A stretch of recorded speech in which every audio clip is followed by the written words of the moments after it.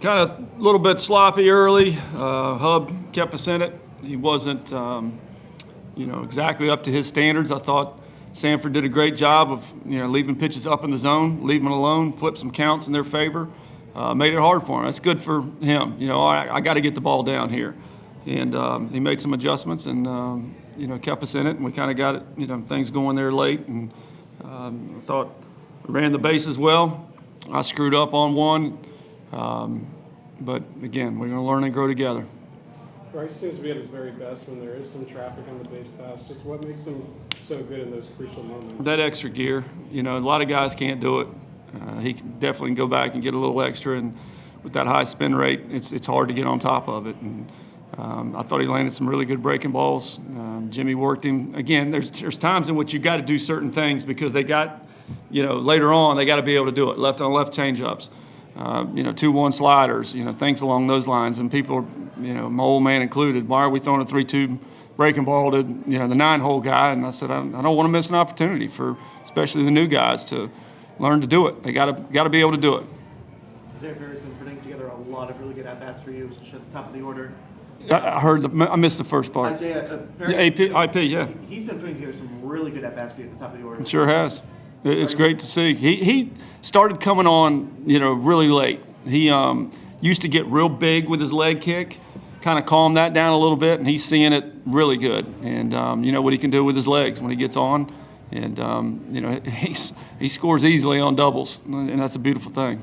Reese is also doing a really good job. Do you plan on flipping them in and out depending on whether you want speed or power at the top of the lineup? We're gonna figure some things out. We got to figure exactly what we feel is best in certain situations. IP wears out left-handers, but that doesn't mean he can't hang in there against right-handers. He may be an everyday guy, and that's the kind of thing we're trying to figure with a few of the guys. And I'd like to keep them fresh and keep them sharp, but there's a time in which we're going to say, all right, this is what we're going to do. We're not there yet. Is that situation working out better than you thought right now, though? Yes. Yeah, it is. That's a lot of production at the top, and guys getting on base and giving the boppers a chance to drive them in is crucial. And we've lengthened the lineup a little bit. Some guys are getting more comfortable down there at the bottom. And again, I don't know what our lineup's exactly going to look like, but I am pleased as of right now.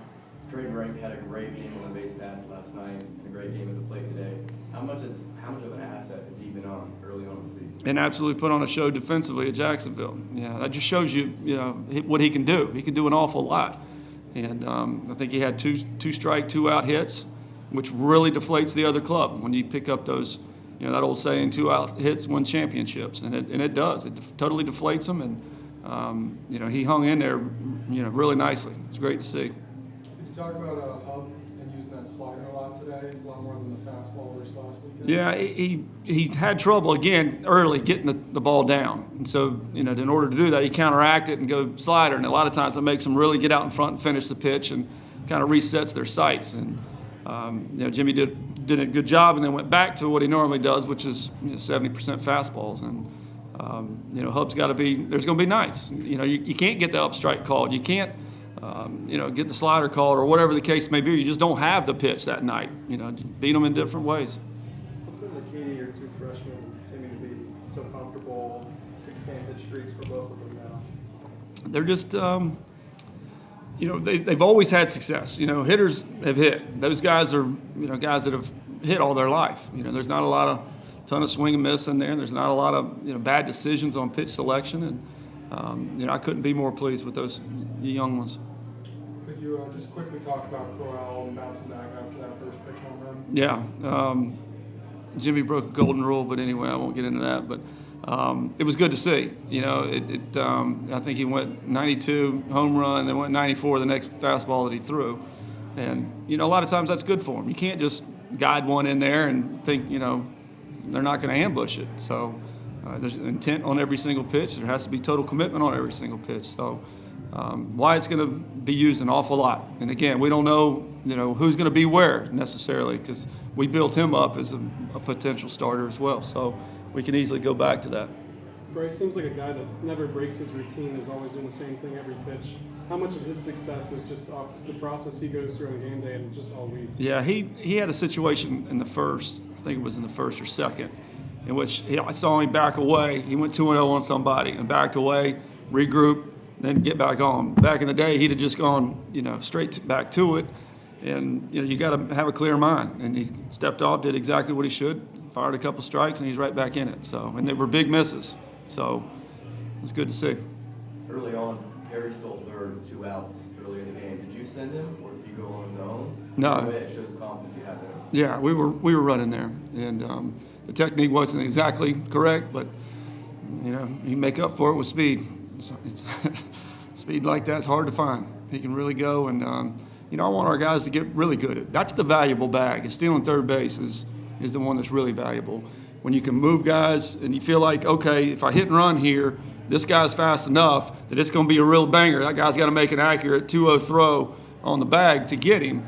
And especially if it's an off-speed pitcher, he's going to make it. So, you get guys moving, and next thing you know, you're scoring on doubles and, taking double plays out of order and all sorts of things. It seemed like you were really aggressive on the base paths today. A couple of hit and runs. Some of them didn't work out, but most of them did. Is that something you're going to keep trying to do? Absolutely. We want to be able to do it and have it. You can beat people with your legs and your mind, and the bats aren't always going to be there. The defense has got to be there, and the pitching and throwing the ball over the plate's got to be there. But there's going to be times in which you got to lay down a drag. You got to take an extra base here or there. Get them moving. Constant pressure.